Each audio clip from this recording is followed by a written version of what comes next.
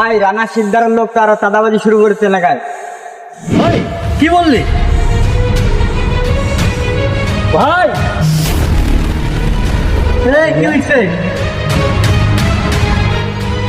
রানা সিকদার কি জানে না আমার এলাকায় চাঁদাবাজি করা নিষেধ। এই এলাকায় চাঁদাবাজি শুধু আমি করতে পারি, এছাড়া কারো অধিকার নেই এই এলাকায় চাঁদাবাজি করা।